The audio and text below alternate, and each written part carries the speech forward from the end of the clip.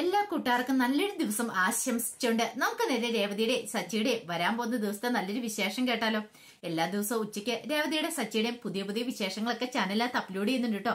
മറക്കാതെ എല്ലാവരും കയറി കാണണേ. അതോടൊപ്പം തന്നെ ആദ്യമായി കാണുന്നവരാണെങ്കിൽ ചാനൽ ഇഷ്ടപ്പെട്ട ഒന്ന് സബ്സ്ക്രൈബ് ചെയ്യാൻ മറക്കരുത്. വീഡിയോ ഇഷ്ടപ്പെടുവാണെങ്കിൽ ലൈക്ക് ചെയ്യാനും മറക്കരുത് കേട്ടോ. നമ്മുടെ മുന്നോട്ടുള്ള യാത്രയിൽ നിങ്ങളുടെ സപ്പോർട്ട് ലൈക്കുമാണ് നമുക്ക് ഏറ്റവും കൂടുതൽ പ്രചോദനമായി മാറിക്കൊണ്ടിരിക്കണേ. അപ്പൊ നമുക്ക് നേരെ നമ്മുടെ വിശേഷത്തിലേക്ക് അങ്ങോട്ട് പോയാലോ. അങ്ങനെ ഇന്നലെ ഉച്ചയ്ക്ക് നമ്മൾ കണ്ടു വർഷ മോസ്കിറ്റോ സ്പ്രേ ഒക്കെ മുറിയിൽ അടിച്ചിട്ട് പോയി കഴിഞ്ഞിട്ട് രവീന്ദ്രൻ അങ്ങോട്ട് വരുവാണ്. അങ്ങനെ രവീന്ദ്രൻ വന്നു കഴിഞ്ഞപ്പോഴത്തേനും രവീന്ദ്രൻ പെട്ടെന്ന് അങ്ങ് ശ്വാസം മുട്ടാണ്. ഒന്നാമത്തെ കാര്യം സർജറി കഴിഞ്ഞ 2 സ്റ്റെന്തൊക്കെ വെച്ചിരിക്കുന്നതാണ്. അപ്പൊ സർജറി കഴിഞ്ഞുകൊണ്ട് പെട്ടെന്ന് രവീന്ദ്രൻ അതങ്ങോട്ട് ആ മണം അങ്ങോട്ട് പിടിച്ചില്ല. രവീന്ദ്രൻ അങ്ങോട്ട് ശ്വാസം മുട്ടി നിൽക്കുക. ഈ സമയം രേവതി അകത്തായിരുന്നു. രേവതി എന്ന് വിളിക്കുവാണ്. ആ വിളി കേട്ട് കഴിഞ്ഞ് രേവതി ഓടി വന്നപ്പോ കാണുന്ന കാഴ്ച രവീന്ദ്രൻ അങ്ങോട്ട് ശ്വാസം കിട്ടാതെ കിടന്ന് പെടയുന്ന. രേവതിക്ക് പെട്ടെന്ന് എന്ത് ചെയ്യണമെന്ന് അറിയത്തില്ലാതായിപ്പോയി. വീട്ടിലാണെങ്കിൽ ആരും ഇല്ലതാനും. രേവതി പെട്ടെന്ന് ഫോൺ എടുത്ത് സച്ചിയുടെ നമ്പറിലേക്ക് വിളിക്കണം. ഫോൺ സ്വിച്ച് ഓഫ് എന്നാ മറുപടി പറയണേ. ഇനി വിളിച്ചോണ്ടിരിക്കാനും സമയമില്ല. പെട്ടെന്ന് രേവതി പറഞ്ഞു, ഞാനൊരു വണ്ടി കിട്ടുമോ നോക്കട്ടെ എന്ന് പറഞ്ഞുകൊണ്ട് രേവതി പുറത്തേക്ക് ഇറങ്ങി ഓടുവാണ്.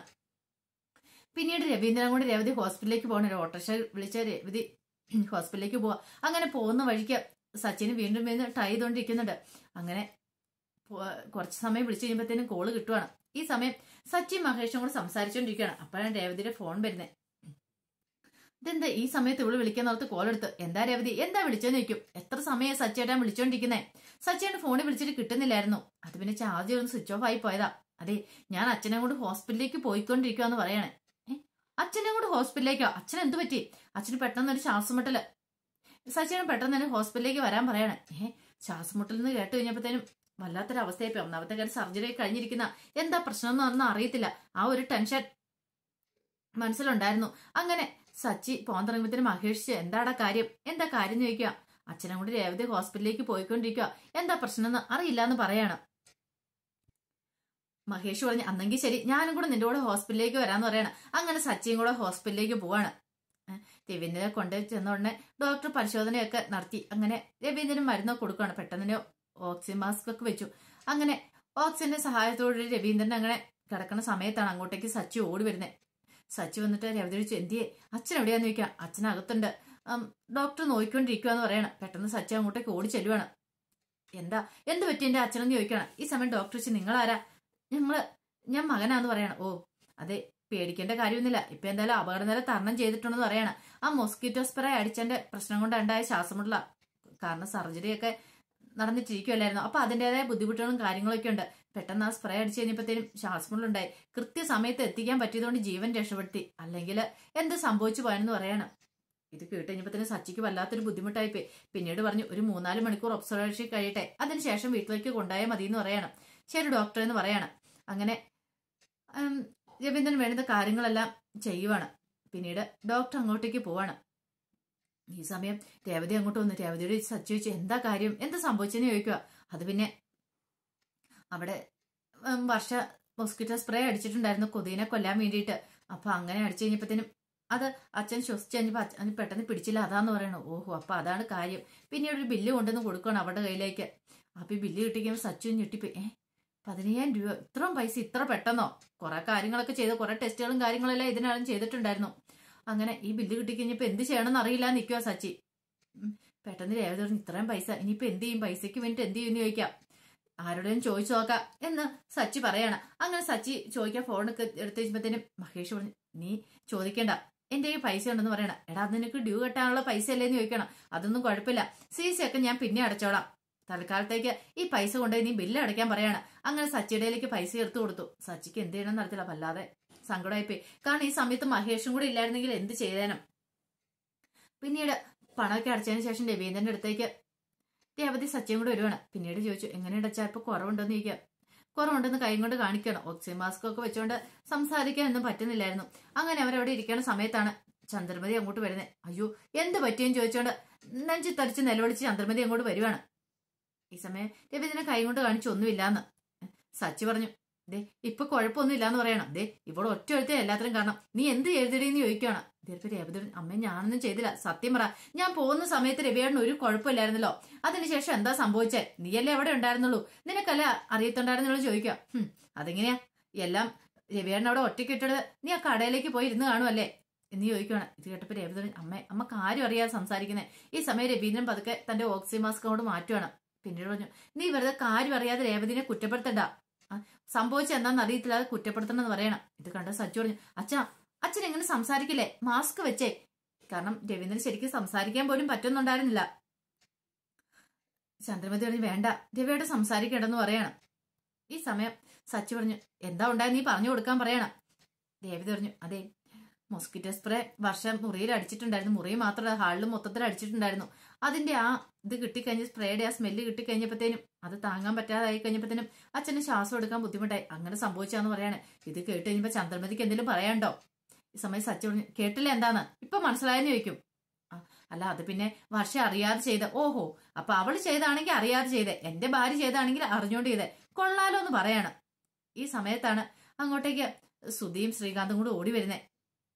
എന്തു പറ്റി, എന്താ കാര്യം, എന്താ അമ്മ അച്ഛന് സംഭവിച്ചെന്നൊക്കെ ചോദിക്കുവാണ്. ഈ സമയം സുധിയോട് ചന്ദ്രമതി പറഞ്ഞു, അത് പിന്നെ മോസ്കിറ്റോ സ്പ്രേ അടിച്ചതിന്റെ ആ സ്മെല്ല് വന്നു കഴിഞ്ഞപ്പം അച്ഛന് സഹിച്ചില്ല, അച്ഛന് വല്ലാതെ ബുദ്ധിമുട്ടുണ്ടായെന്ന് പറയാണ്. ഇത് കേട്ട് കഴിഞ്ഞപ്പോ സച്ചു പറഞ്ഞു, ശ്രീകാന്തൻ, നിനക്ക് കാര്യം എന്താണെന്ന് അറിയണമല്ലേ, നിന്റെ ഭാര്യ കാരണം ഈ പ്രശ്നങ്ങളെല്ലാം ഉണ്ടായെന്ന് പറയാണ്. ശ്രുതി കാരണം അവൾ എന്ത് തെറ്റിയെന്നാ പറയണേ. അവളൊന്നും ചെയ്തിട്ടില്ല, അന്ന് തന്നെ നിന്നെയൊക്കെ ഇറക്കി വിടണമായിരുന്നു. കല്യാണം കഴിഞ്ഞ് വന്നു കഴിഞ്ഞപ്പോ നിന്നെയൊക്കെ വീട്ടിലേക്ക് കയറ്റിയതായി പ്രശ്നം ഉണ്ടായത്. ആദ്യം നീ കാരണം എന്റെ അച്ഛൻ അറ്റാക്ക് വന്നു, ഇപ്പോഴാണ്ടെ രണ്ടാമത് നിന്റെ ഭാര്യ കാരണമാണ്ടേ ഇപ്പോഴ അച്ഛൻ വീണ്ടും ഹോസ്പിറ്റലിൽ കയറിയേക്കുന്നു. ഒരു കാര്യം ഞാൻ പറഞ്ഞേക്കാം, ഒറ്റ ഓണത്തിനും വീട്ടിൽ ഞാൻ കിടത്തി പുറപ്പിക്കില്ല, 2 സ്റ്റാൻഡ് വിട്ടോണെന്ന് പറയണം. ഇത് കേട്ടിഞ്ഞപ്പോ രവീന്ദ്രൻ കൈകൊണ്ട് കാണിച്ചു, എന്താ പറയണേ, മിണ്ടാതിരിക്കാൻ സച്ചിയോട് ആങ്ങി കാണിക്കുക. സച്ചിക്ക് അങ്ങോട്ട് സഹിക്കാൻ അങ്ങോട്ട് പറ്റുന്നുണ്ടായിരുന്നില്ല. വർഷയാണല്ലോ കാരണക്കാരി എന്ന് ഓർത്ത് കഴിഞ്ഞപ്പോഴത്തേനും പെട്ടെന്ന് സുധീർ എന്താ അമ്മയെന്ന് ചോദിക്കുകയാണ്. അതിപ്പോ അറിയാതെ അവള് ചെയ്തു പോയതല്ലേ, നമുക്കൊന്നും പറയാൻ പറ്റില്ല. അവൾ ഇങ്ങനെ പ്രതീക്ഷിച്ചുകൊണ്ടൊന്നും അല്ലോ ചെയ്തേ. മോസ്കിറ്റോ സ്പ്രേ അടിച്ച് കൊതുകിനെ കൊല്ലാനായിരുന്നു, പക്ഷെ ഇങ്ങനെ സംഭവിക്കുമെന്ന് ഓർത്ത് കാണത്തില്ലെന്ന് പറയണം. പിന്നെ ഓർത്തില്ല പോലും. ഇതേ ശ്രീകാന്തെ, ഒരു കാര്യം ഞാൻ പറഞ്ഞേക്കാം, വീട്ടിൽ വന്നു കഴിയുമ്പോ എത്രയും പെട്ടെന്ന് നിങ്ങൾ എങ്ങോട്ടാന്ന് അറിയിക്കണം. ഒരു നിമിഷം പോലും നിങ്ങൾ എവിടെ കണ്ടേക്കരുതെന്ന് പറയണം. അന്നേ ഞാൻ പറഞ്ഞ ഈ മാതിരി വേർത്തരങ്ങളൊന്നും വേണ്ടാന്ന്. അന്ന് സമ്മതിച്ചില്ല, ഇപ്പൊ എന്നിട്ട് കണ്ടോ അച്ഛൻ വീണ്ടും അനുഭവിക്കുന്ന കണ്ടോന്ന് ചോദിക്കുകയാണ്. അങ്ങനെ കുറച്ചാനം കഴിയുമ്പോൾ 3-4 മണിക്കൂർ കഴിഞ്ഞപ്പോഴത്തേനും രവീന്ദ്രൻ ഡിസ്ചാർജ് ചെയ്ത് അവര് വീട്ടിലേക്ക് വരുവാണ്.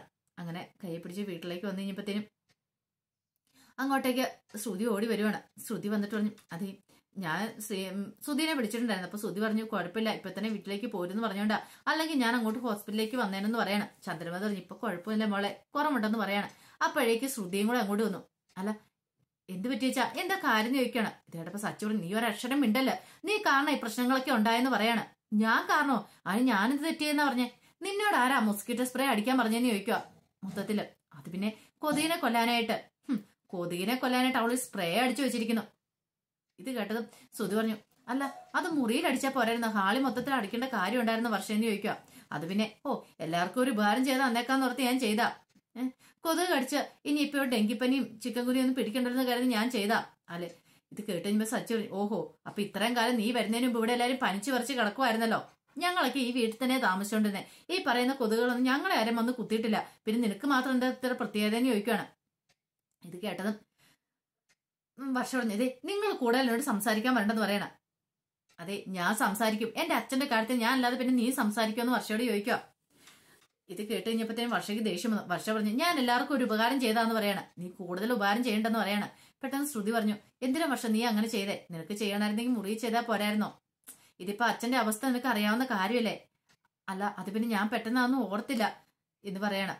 ഇത് കേട്ടപ്പോ രേവതി പറഞ്ഞു, ഞാൻ നിന്നോട് പറഞ്ഞല്ലായിരുന്നോ പക്ഷെ അടിക്കല്ലെന്ന്, കാരണം ഇത് അടിച്ചിട്ടുണ്ടെങ്കിൽ എനിക്ക് തന്നെ ശ്വാസം മുട്ടുന്നുണ്ടായിരുന്നു.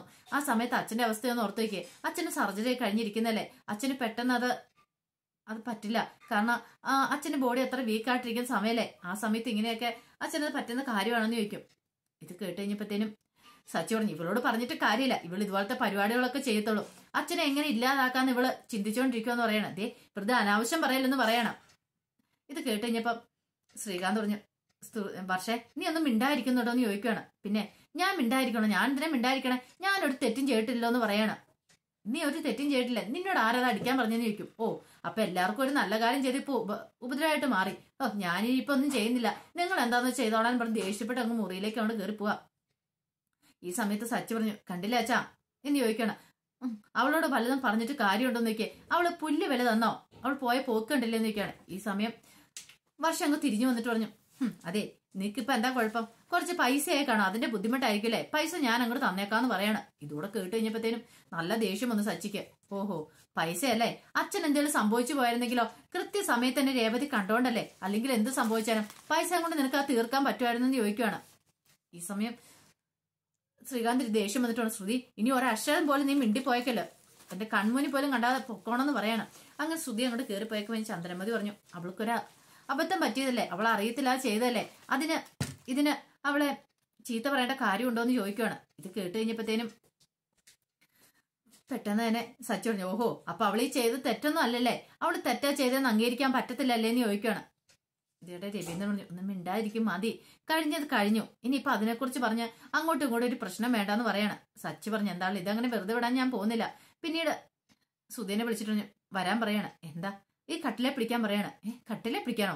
പെട്ടെന്ന് ചന്ദ്രമതി വെച്ചു, ഓഹോ, അപ്പൊ നിന്റെ ഭാര്യ പറഞ്ഞു കാണും ഭാര്യയ്ക്ക് നിലത്ത് കിടക്കാൻ പറ്റില്ല, അപ്പൊ അച്ഛനും അമ്മയും നിലത്ത് കിടന്നോട്ടെ, കട്ടിലുണ്ടെ മുറിയിലിടാനായിട്ട് പറഞ്ഞാണോ അല്ലേന്ന് ചോദിക്കുക. ഇത് കേട്ടുകഴിഞ്ഞപ്പോഴത്തേനും ദേവത പറഞ്ഞു, ഇതേ അമ്മേ അനാവശ്യം പറയരുത്, ഞാൻ അങ്ങനെയൊന്നും പറഞ്ഞിട്ടില്ല, ഞാൻ അറിഞ്ഞിട്ടും കൂടി ഇല്ലാന്ന് പറയാണ്.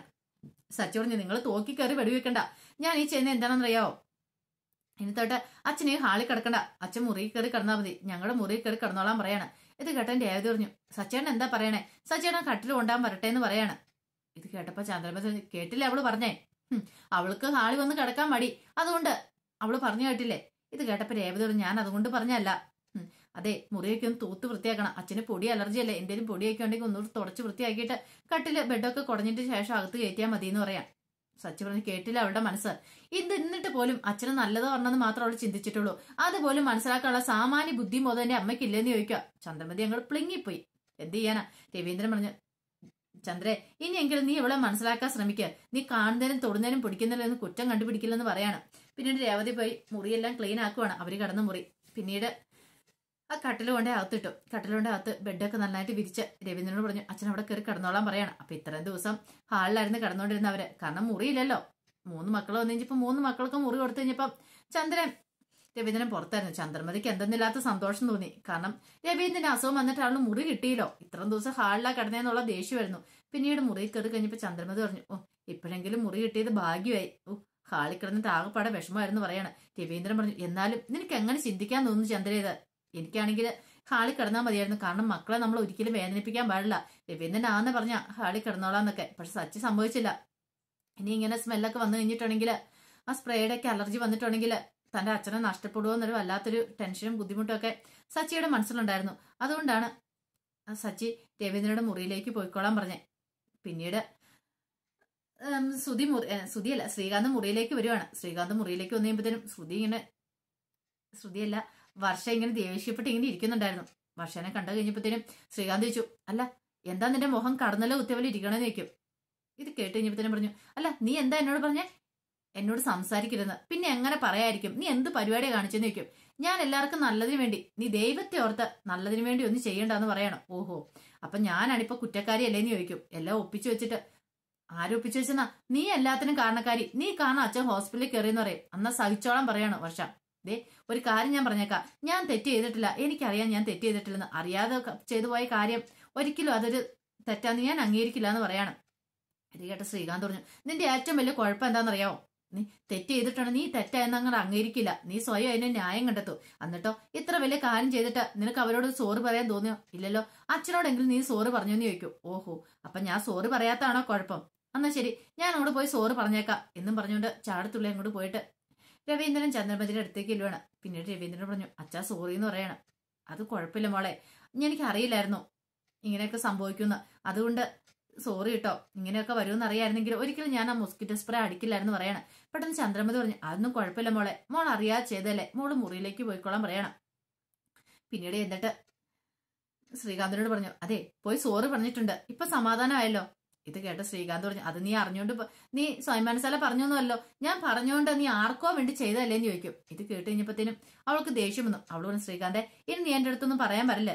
അതെ എനിക്ക് ത്രികാലം ഞാനൊന്നും ഇല്ലായിരുന്നു, ഞാൻ എഞ്ചിനീയറിംഗാ പഠിച്ച, അല്ലാതെ MBBS ഒന്നും അല്ല പഠിച്ചേ. ഇത് മൊസ്കിറ്റോ സ്പ്രേ അടിച്ചു കഴിഞ്ഞിട്ടുണ്ടെങ്കിൽ അച്ഛൻ ഇങ്ങനെ ആവുന്നൊക്കെ അറിയാൻ വേണ്ടിട്ട് എന്ന് പറയാണ്. ഇതോടെ കേട്ട് കഴിഞ്ഞപ്പോൾ ശ്രീകാന്തിന്റെ സകല നിയന്ത്രണം വിട്ടു. ശ്രീകാന്ത് പറഞ്ഞു, ഇനി ഒരു അക്ഷരം മിണ്ടിയിട്ടുണ്ടെങ്കിൽ നിന്റെ കർണം അടിച്ച് ഞാൻ പൊട്ടിക്കുമെന്ന് പറയണം. അപ്പൊ അതിന്റെ വിശേഷങ്ങളൊക്കെ ഉണ്ട്. ഇതിന്റെ ബാക്കി വിശേഷങ്ങളുമായിട്ട് നാളെ ഉച്ചയ്ക്കോ ഒരു 1:30-2 മണിക്കുള്ളിൽ തന്നെ വരാട്ടോ. അപ്പൊ എല്ലാരും മറക്കാതെ കയറി കാണണേ. എല്ലാവർക്കും ഒരിക്കൽ കൂടി നല്ലൊരു ദിവസം ആശംസിച്ചു നിർത്തുന്ന